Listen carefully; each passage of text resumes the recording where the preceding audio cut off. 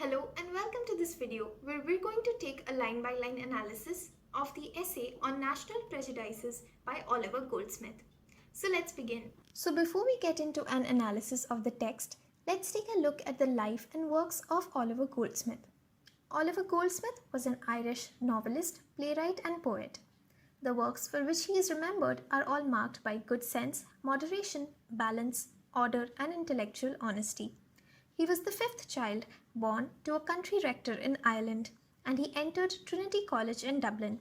He was not a good student and neglected his studies and fell to the bottom of his class.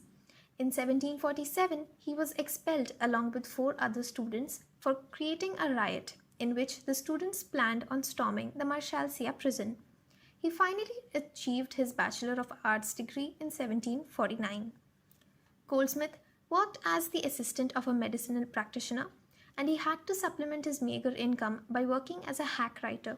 A hack writer is someone who basically writes cheap reviews or essays and in a very rustic way that can generate immediate income. So he contributed his essays and reviews to popular journals such as the Monthly and the Critical. By the mid 1760s, he was known as Goldie by some of his friends like Dr. Johnson and Boswell. By then, he had also established a steady income as a compiler. He had a great inability to handle money and lived very extravagantly. His generosity and his habit of borrowing money kept him in debt until the end of his life. In fact, when he passed away, it is said that he still had debts amounting to over £2,000. His first major poem was The Traveller. It expresses the conventional ideas of his age, such as the vanity of human wishes and despair in the search of happiness. It is best described as a philosophic descriptive lyric. The poem is very panoramic and imaginative tour of Italy, Switzerland and France. He also wrote his poetic masterpiece and his most popular work, The Deserted Village, which has been called an autobiographical poem, but this is not true. Goldsmith's one novel, The Vicar of Wakefield, was received indifferently upon its publication, but later on it became extremely popular and widely read. And out of all his 18th century novels, it was the one that became the most popular novel at least for the next 100 years. He is also thought to have written classic children's tales like The History of Little Goody Two Shoes. However, this again has not been properly proved. So Oliver Goldsmith was one of the most important writers of the Augustan age, otherwise known as the Neoclassical Age or the Age of Reason. This is the time when contemplative and periodical essays came to the rise, and a lot of people wrote essays based on their experiences or based on the things that went on in their minds, different types of essays that argued opinions and debates. The most striking feature of Goldsmith's writing is his versatility, that he can write across different genres, including the essays, pseudo-letters, novels, poetry, history, and autobiography. So I'll be reading it from here and you can follow it along with me. So let's begin. This is the essay on National Prejudices by Oliver Goldsmith. The first line goes like this. As I am one of that sauntering tribe of mortals who spent the greatest part of their time in taverns, coffee houses and other places of public resort, I have thereby an opportunity of observing an infinite variety of characters, which to a person of a contemplative turn is a much higher entertainment than a view of all the curiosities of art or nature. So here what the author is trying to say is, first of all, you can see that it is the essay begins with the word I. So it's a first person essay, and we can take it that he has used I to give it a more personal touch. And what he's saying in the first line is that he belongs to that particular tribe of people. Mortals here means people. Sauntering means people who are nomadic or people who keep on moving from one place to another. So the author says that he belongs to that category of people who often move about from one place to another, with those places being places like coffee houses, taverns. Taverns refer to olden pubs where men could get together in the evening and drink together, or any other places of public resort. He says that by going to these places, उन्हें काफ़ी सारे opportunities मिलते हैं different तरह के लोगों के मिलने की, different तरह की society और characters से उनकी मिलन होती है. और अगर कोई इंसान ऐसी हो कि उसकी दिमाग थोड़ी philosophical हो, if he is of a contemplative turn, then इससे जो एंटरटेनमेंट उन्हें मिलती है वो पूरे दुनिया में, चाहे आप उनको जितनी भी डिफरेंट तरीके के आर्ट या नेचर की क्यूरियोसिटीज़ या स्पेशल चीज़ें दिखाओ, उनसे उनके लिए ये कैरेक्टर स्टडी ही ज़्यादा इम्पॉर्टेंट है.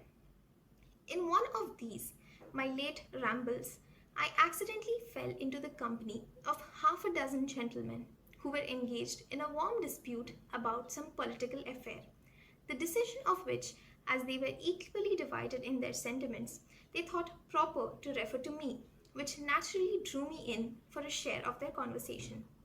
So he says that in one such evening he was sitting in one of these places. Rambles means one of these haunts that he occupies. And accidentally there was a company of half a dozen, यानी कि 6 gentlemen थे वहाँ पे, जो एक warm dispute यानी कि एक lukewarm debate में engage कर रहे थे, जहाँ पे कुछ opinions आ रहे थे, जा रहे थे, कोई ज़्यादा गुस्सा नहीं था किसी के ऊपर. It was a lukewarm debate. और वो लोग एक political affair discuss कर रहे थे, जिसकी opinions were equally divided in their sentiments. Half the people stood for one side and the other half stood for the other side. So these 6 gentlemen wanted to bring him into the conversation. They wanted the author to join the conversation as a person who could properly refer, as a referee. They wanted an extra person who could break the tie of opinions, and they drew the person in for his share of conversation. Among a multiplicity of other topics, multiplicity means among various other topics, we took occasion to talk of the different characters of the several nations of Europe. यानी कि उन्होंने कई सारे topics discuss किए, जिसमें से एक थे कि उन्होंने यूरोप में जितने सारे नेशंस हैं उनके पर्सनल कैरेक्टर्स को लेके डिस्कस किए. तो उनमें से एक जेंटलमैन ने कहा, when one gentleman, cocking his hat and assuming such an air of importance as if he had possessed all the merit of the English nation in his own person, declared that the Dutch were a parcel of avaricious wretches, the French a set of flattering sycophants, that the Germans were drunken sots and beastly gluttons, and the Spaniards proud, haughty, and surly tyrants, but that in bravery, generosity, clemency, and in every other virtue the English excelled in all the world. So उनमें से एक gentleman ने अपने hat को टेढ़ा करते हुए एक ऐसा एयर ऑफ इम्पॉर्टेंस अज्यूम किया एज ए दुनिया के जितने सारे मेरिट्स हैं जो हम इंग्लिश नेशंस को देते हैं, यानी कि इंग्लैंड, आयरलैंड, इन नेशंस के जेंटलमैन को देते हैं, वो सारे क्वालिटीज़ उन्हीं में है. ऐसा एक एटमॉस्फेयर अज्यूम करके उन्होंने कहा कि डच जो पीपल है, यानी कि जो लोग डच है, वो एक they are a parcel of avaricious riches, यानी कि वो लोग ग्रीडी इंसान हैं.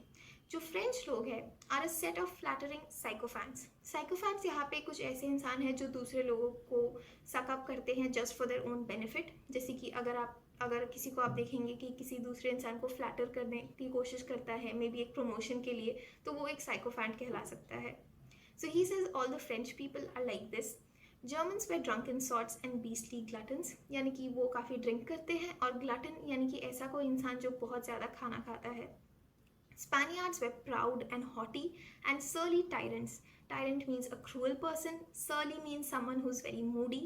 So he calls the Spaniards very proud and moody. लेकिन वो कहते हैं कि in bravery, generosity, clemency means having mercy on people. इन सारे virtues या इन सारे good qualities में, it's only the English people who excel in the world. This very learned and judicious remark was received with a general smile of approbation by all the company. All, I mean, but your humble servant, who, endeavouring to keep my gravity as well as I could, I reclined my head upon my arm, continued for some time in a posture of affected thoughtfulness, as if I had been musing on something else, and did not seem to attend to the subject of conversation, hoping by these means to avoid the disagreeable necessity of explaining myself, and thereby depriving the gentleman of his imaginary happiness. So first जब उन्होंने ऐसा एक learned and judicious remark दिया, तो यहाँ पे it's clear that the author does not agree with whatever the gentleman said. तो starting में वो कहते हैं learned and judicious, यानी कि बहुत ही informed and ये lawful statement. तो this is actually a sarcastic statement. He's saying that as if उन्होंने बहुत ही एक smart statement किया है. ये सभी ने with a gentle smile of approbation, यानी कि एक अप्रूविंग स्माइल के साथ सभी ने एक्सेप्ट किया.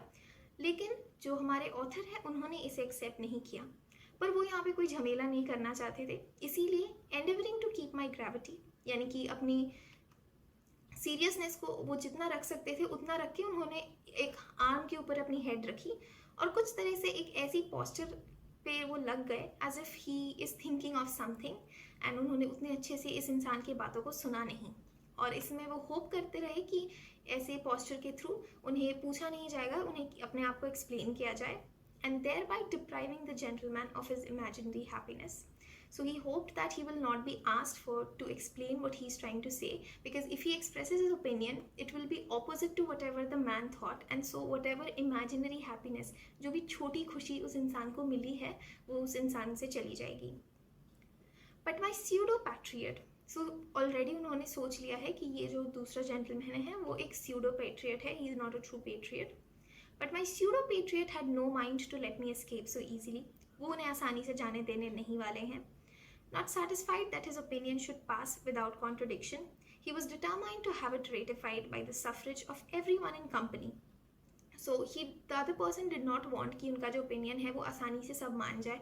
वो चाहते थे कि कुछ healthy debating हो और वो अपने point को prove कर सके. He was determined to have it ratified. Ratified मतलब approved by the suffrage. Suffrage का मतलब vote. वो चाहते थे सबके वोट से वो जीते. For which purpose addressing himself to me with an air of inexpressible confidence. तो इस जेंटलमैन ने ऑथर को एड्रेस किया बहुत ही एक कॉन्फिडेंट डिमीनर के साथ. He asked me if I was not in the same way of thinking. और उनसे पूछा कि आप ऐसा नहीं सोचते. As I am never forward in giving my opinion, especially when I have reason to believe that it will not be agreeable. So when I am obliged to give it, I always hold it for a maxim to speak my real sentiments. So जो author है वो झूठ कहना नहीं चाहते, लेकिन वो इस जेंटलमैन को इंसल्ट भी नहीं करना चाहते या फिर खुद को उनके साथ डिसएग्रीएबल भी नहीं बनाना चाहते, लेकिन फिर भी उन्होंने अपनी रियल सेंटिमेंट्स बोल दिए. उन्होंने इस तरीके से कहा, I therefore told him that for my part I should not have ventured to talk in such a peremptory strain unless I had made the tour of Europe and examined the manner of these several nations with great care and accuracy. So वो बात को टेढ़े तरीके से कहते हैं. वो कहते हैं कि अगर मैं आपकी जगह में होता तो मैं ऐसा एक स्टेटमेंट नहीं करता. It's a very presumptuous statement, so I would not have made this statement until and unless मैंने पूरे यूरोप की टूर कर ली होती और मैंने अच्छे से सबके मैनर्स को एग्जामिन कर लिया होता ये सारे नेशंस के with great care and precision, that perhaps a more impartial judge would not scruple to affirm that the Dutch were more frugal and industrious, the French more temperate and polite, the Germans more hardy and patient of labor and fatigue, and the Spaniards more staid and sedate than the English, who though undoubtedly brave and generous, were at the same time rash, headstrong and impetuous, too apt to be elated with prosperity and too despond in adversity. So he says that if I was a proper impartial judge, अगर मेरे कोई previous sentiments या patriotism नहीं होती, तो शायद मैं ये भी देख सकता कि ऐसे काफ़ी डच लोग हैं जो greedy नहीं हैं, जो frugally रहते हैं, जो काफ़ी industrious है, dedicated हैं.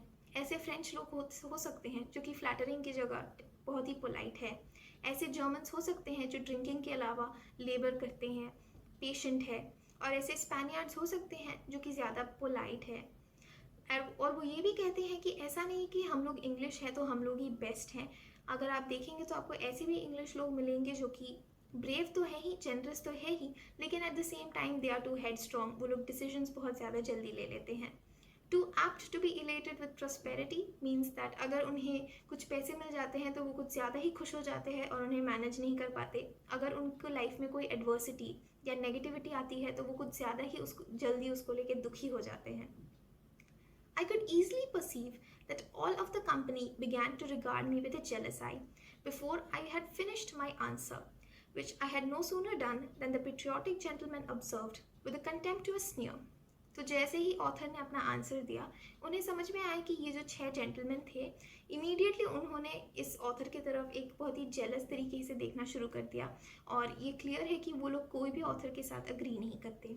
और फिर जो जेंटलमैन ने उन्हें फर्स्ट ये क्वेश्चन पूछी थी, जिन्हें ऑथर कह रहे हैं द पेट्रियाटिक जेंटलमैन, उन्होंने कहा बहुत ही कंटेम्प्ट, बहुत ही नेगेटिविटी के साथ, that he was greatly surprised how some people could have the conscience to live in a country which they did not love, and to enjoy the protection of a government to which in their hearts they were inveterate enemies. और ये जो gentleman है वो उन्हें कहते हैं कि I am greatly surprised कि आपको जब ये देश पसंद नहीं है तो आप यहाँ पे क्यों हैं। आप गवर्नमेंट की सिक्योरिटी ले रहे हैं, प्रोटेक्शन ले रहे हैं, लेकिन आप उन्हें दिल से सपोर्ट नहीं करते. So here this person is a complete patriot. He believes that his own country can do no wrong. All the other countries are not good enough. And we can see that the author, that is Oliver Goldsmith, or the person I, is a much more level-headed person. He's open to seeing differences in people and judging people individually, not by the whole country.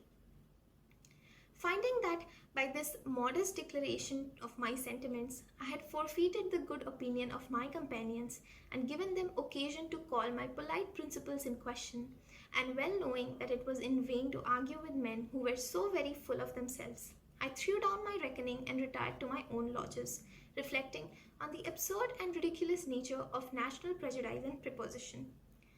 So he says that जैसे ही उन्हें समझ में आया कि इन लोगों के साथ वो और बात नहीं कर सकते, क्योंकि ऑलरेडी इनके आंखों में, उनके नज़रों में जो ऑथर है उनकी रिस्पेक्ट गिर चुकी है, उन्होंने और वहाँ पे बैठे रहने के लिए कोई भी इम्पेटस नहीं मिली, तो उन्होंने अपने सारे सामान लेके वापस अपने लॉजिंग्स में चले गए और यही सोचते रहे कि कितना रिडिक्यूलस है ये जो नेशनल प्रेजुडाइज हमने बनाई रखी है अपने पेट्रियाटिज्म के लिए.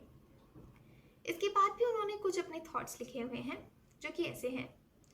Among all the famous sayings of antiquity, there is none that does great honor to the author or affords greater pleasure to the reader, at least if he be a person of a generous or benevolent heart, than that of the philosopher who, being asked what countryman he was, replied that he was a citizen of the world.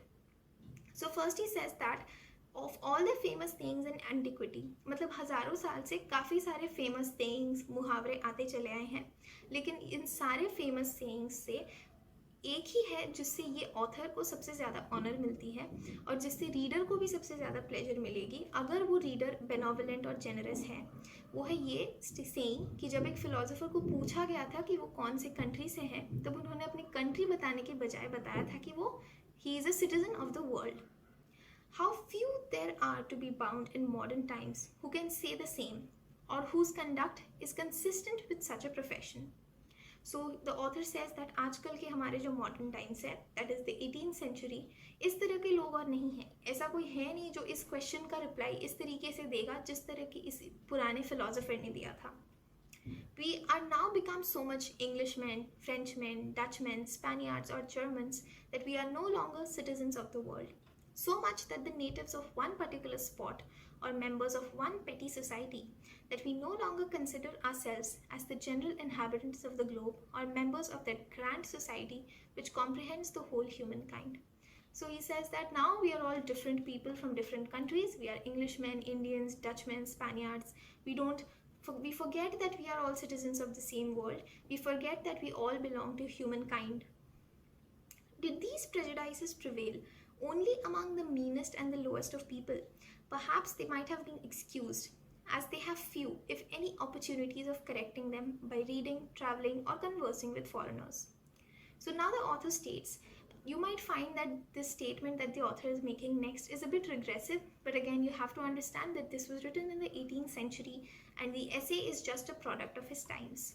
So he says that ये जो prejudices है, अगर ये सिर्फ lowly people में होता, अगर सिर्फ जो पीपल सोसाइटी में बिल्कुल लो लेवल पे है, अगर सिर्फ वो लोग इस तरह की मेंटालिटी लेके घूमते तो शायद हम उन्हें माफ़ कर सकते थे, क्योंकि उनके पास उतनी अपॉर्चुनिटीज़ नहीं है एडुकेशन की, उनके पास उतनी अपॉर्चुनिटीज़ नहीं है ट्रैवलिंग की कि वो डिफरेंट तरीके के लोगों से मिल सके. अगर इनकी ऐसी मेंटालिटी होती तो हम इन्हें माफ़ कर सकते थे. But the misfortune is that they infect the minds and influence the conduct even of our gentlemen, of those I mean who have every title to this appellation but an exemption from prejudice, which however in my opinion ought to be regarded as the characteristical mark of a gentleman. So he says that लेकिन unfortunately misfortune इस बात की है कि इस तरह के thoughts सिर्फ lowly people में नहीं है, बल्कि उन लोगों में है जिन्हें society gentleman बुलाती है. और ये ऑथर कहते हैं कि ये लोग खुद को जेंटलमैन कहते हैं, इन्हें पूरा हक है. He says that they have complete every right to this appellation. Appellation means title. So they have every right to call themselves gentlemen, except for this one small thing, that they have such a strong prejudice. So this is here in this statement that who have every title to this appellation but an exemption from prejudice. And the author says that in his opinion, this specific prejudice ought to be regarded as the characteristical mark of a gentleman. He says that if someone has prejudice against other countries like this, then that person cannot be a gentleman. This specific trait should be the defining character of a gentleman according to the author. He says that, for let a man's birth be ever so high, his station ever so exalted, or his fortune ever so large, yet he is not free from national or other prejudices, I should make bold to tell him that he had a low and vulgar mind and has no just claim to the character of a gentleman. So he says that it does not matter कि एक इंसान का जन्म कितने ऊंचे state में हो, यानी कि society wise whether he is born to a king or whether he is born to a beggar, it doesn't matter. उसकी लाइफ की स्टेशन कितनी भी exalted हो. So here his station means his position in life, exalted means कितनी भी ऊंची या praised हो, उसकी फॉर्च्यून कितनी भी बड़ी हो, वो कितना भी अमीर हो, अगर उसके पास ऐसे इस तरह के नेशनल प्रेजुडाइसेस हैं या दूसरे तरह के प्रेजुडाइसेस हैं, तो ऑथर उसे मुंह के ऊपर ही बोल्डली कह देते कि उनकी माइंड लोली और वल्गर है और वो खुद को जेंटलमैन बुलाने के लायक नहीं है. And in fact you will always find that those are most apt to boast of national merit who have little or no merit of their own to depend on. So the author says that this type of boasting is only done by people जिन लोगों के पास और कुछ boast करने के लिए नहीं है, इसीलिए वो अपने देश के ऊपर चले जाते हैं और उसका सहारा लेके अपने बारे में बोस्ट करते हैं. He then provides a metaphor for the same. He says that their own to depend on, who have little to no merit of their own to depend on, than which, to be sure, nothing is more natural. The slender vine twists around the sturdy oak for no reason in the world, but because it has not strength sufficient to support itself. So this is a metaphor. अगर आपने देखा होगा कोई भी creeper अपने आप को सीधा नहीं रख सकती, उसे हमेशा दूसरे किसी चीज़ की हेल्प चाहिए होती है.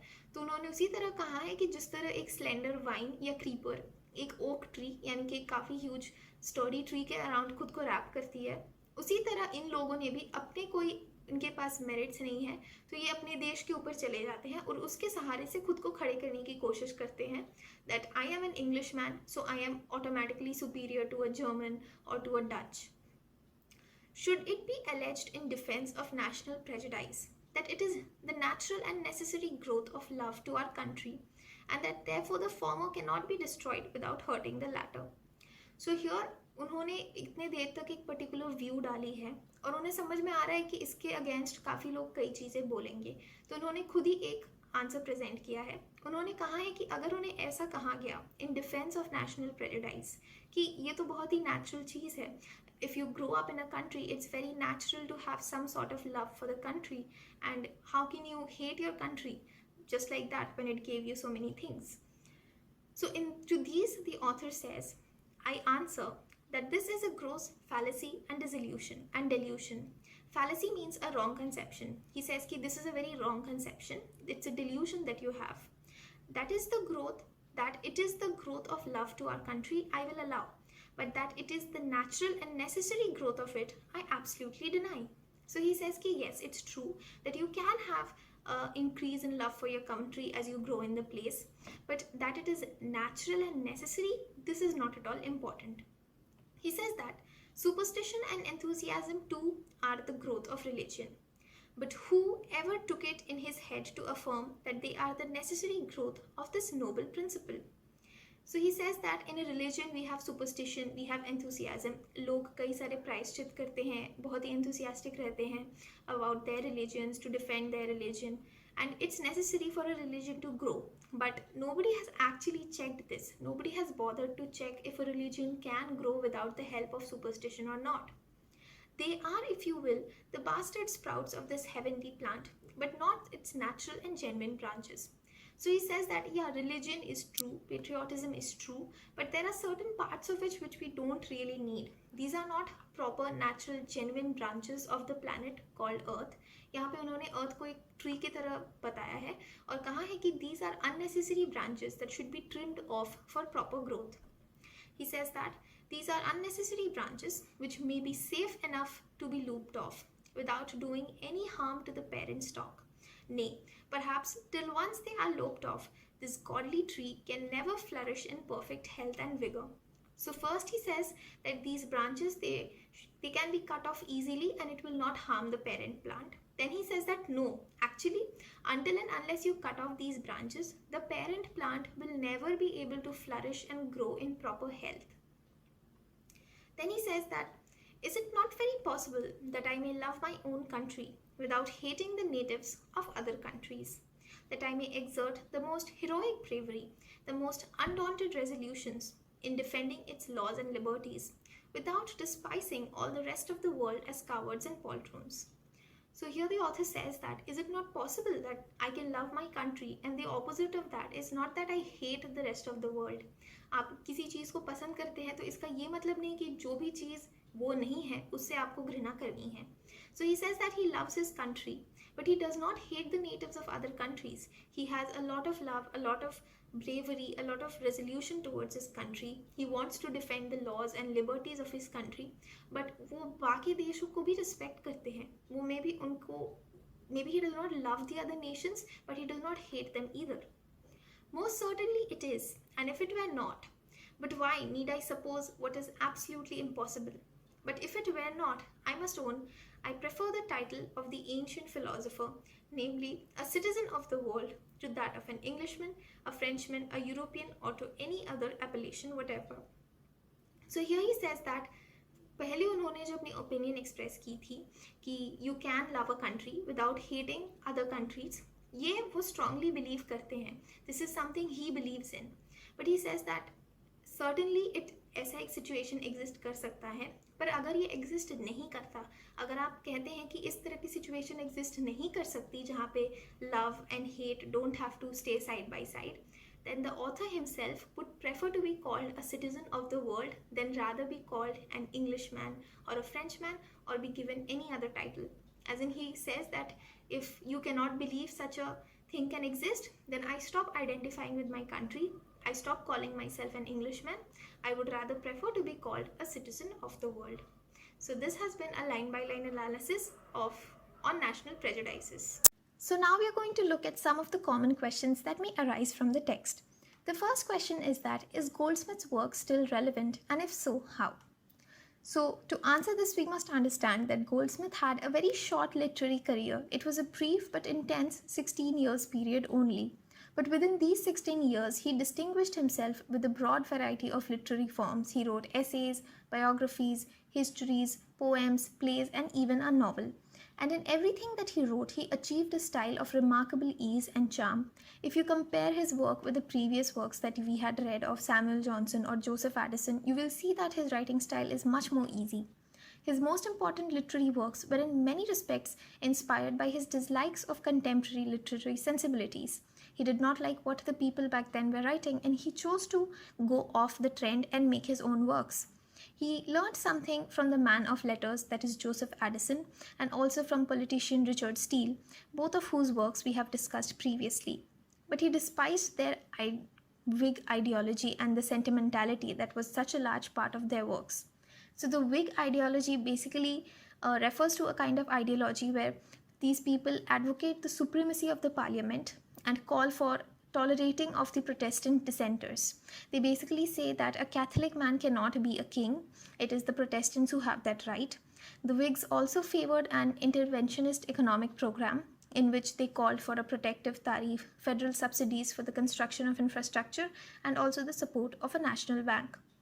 In the 18th century, English literature had turned increasingly towards sentimentalism as a reaction against what was perceived to be the immortality of the Restoration period literature. In the service of the sentimental ideal, authors composed morally instructive works based on this premise, like we saw previously the works of Joseph Addison. So running through all of Goldsmith's writing, we see a strong moral strain where he attacks cruelty and injustice, and that allows him to amplify the flaws in human frailties and errors. So commentators have often disagreed about whether his apparent sentimentality is meant to be taken seriously or is it actually a satirical attack. This is something that you can interpret in your own ways, but the moral questions that he has raised are still very much relevant today. The second question that may arise is that, what are Goldsmith's thoughts on prejudice?